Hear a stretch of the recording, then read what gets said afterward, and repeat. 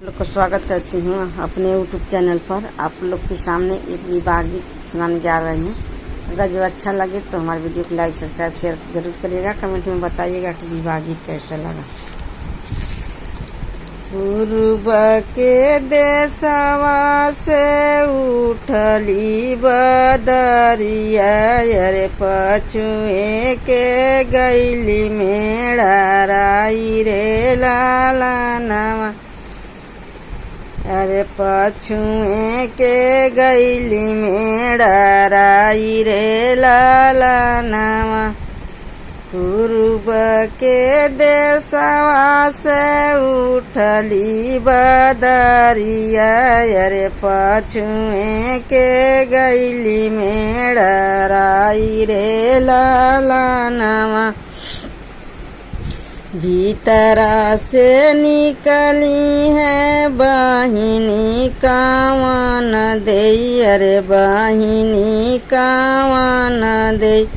अरे भैली डेवाड़िया के ठाड़ रे लाला नवा। अरे भैली डेवाड़िया के ठाड़ रे लाला नवा।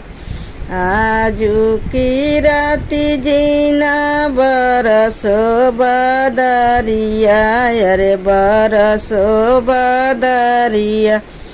अरे सेनुरा पड़त सिर मांग रे लाला नवा। अरे सेनुरा पड़त सिर मांग रे लाला नवा।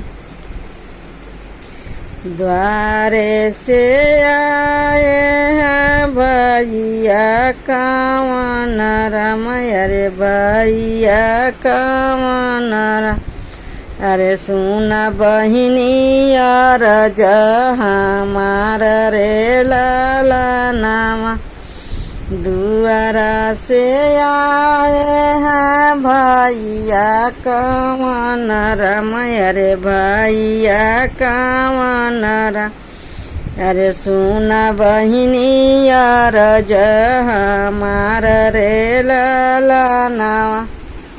अरे सुना बहिनी यार हमार रे लाला नामा। सोनमा का छत्र छावैब मोरी बहिनी, छावैब मोरी बहिनी।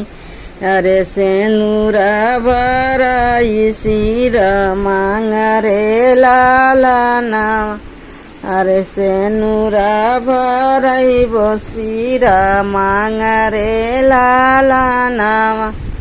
सोनवे का छत्र छावैब मोरी बहिनी, छावैब मोरी बहिनी।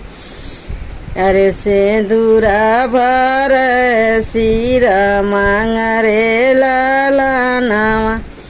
अरे सेंदूरा भर सिर मांग रे लाला नावा।